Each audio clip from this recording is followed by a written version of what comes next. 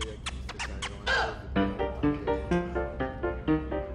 est génial, il est à l'écoute et puis il s'adapte à chacun des athlètes et il essaie le plus souvent d'être là pour nous. Et du coup, voilà, c'est tout ce que j'attends d'un entraîneur.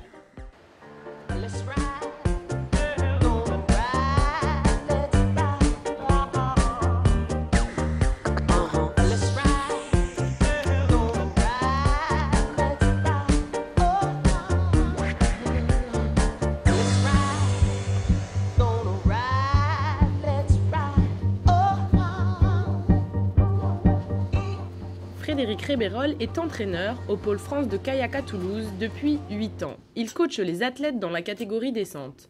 Objectif, parcourir une portion de rivière en un temps record.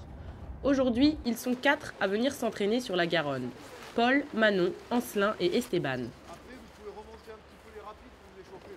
Le kayak, donc la performance, elle est vraiment individuelle. Par contre, on la prépare de façon collective parce que c'est vrai que de confronter ces idées les uns les autres, que ce soit moi en tant qu'entraîneur avec d'autres entraîneurs, les athlètes entre eux aussi, j'essaye de les faire travailler ensemble. Alors mon objectif c'est pas de les marier, mais c'est que sur le temps de travail on puisse échanger, on puisse construire, même si après les choix ils seront personnels.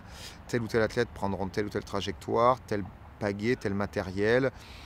Voilà, l'objectif c'est pas que tout le monde fasse la même chose, c'est pas ça le haut niveau, mais c'est vraiment qu'on puisse avoir entre nous beaucoup d'éléments de comparaison pour pouvoir bien choisir de manière individuelle.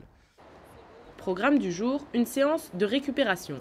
Les exigences ne sont pas aussi élevées que d'habitude. Pendant une semaine, les athlètes peuvent se concentrer sur les sensations qu'ils éprouvent dans l'eau. Sur une séance comme aujourd'hui, où on est dans une semaine de récupération, sur une séance qui est plutôt technique, certains jeunes vont essayer des bateaux, d'autres vont essayer de travailler l'accélération du bateau ou au contraire l'aisance. On est sur une séance technique, mais en kayak, la technique c'est la gestuelle, ça peut être les anseaux vives, ça peut être l'amplitude du coup de pagaie, ça peut être voilà, la technique pour l'un ou pour l'autre, c'est pas forcément exactement la même chose.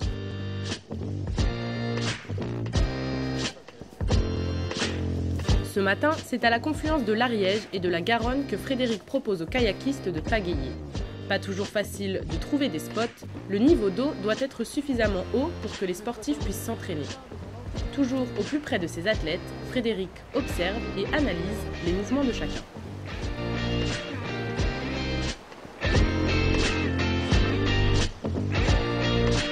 Peut-être pas moi qui suis toujours le mieux placé, puisque eux ils sont sur l'eau, eux ils sont pratiquants, ils sont vraiment en forme.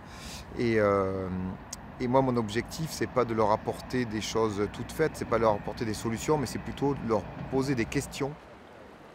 C'est notamment ce qu'il applique avec Paul, athlète leader du pôle toulousain, qu'il entraîne depuis 5 ans. Cette année, le jeune homme a fini 3e au championnat du monde en sprint. Quand on est sur des descentes de rivières classiques, sur des rivières où l'entraîneur ne peut pas suivre, c'est intéressant qu'il y ait la GoPro, parce qu'en fait après en groupe, en travail de groupe avec plusieurs athlètes, on peut discuter des traces, on peut discuter des attitudes. En fait l'entraîneur il se sert de l'image pour avoir un travail collectif. Sur le chemin du retour, Frédéric nous explique sa philosophie, une perpétuelle remise en question.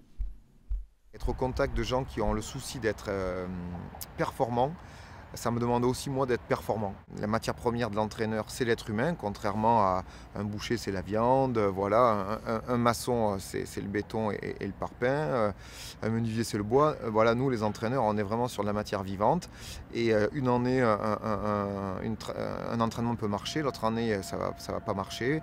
Il faut se remettre en question parce que l'être humain il évolue au fil des saisons, il mûrit, il a des trajectoires différentes, il fait des rencontres. Les athlètes de Frédéric ne chôment pas, ils se retrouvent chaque semaine pour entre 10 et 14 séances d'entraînement.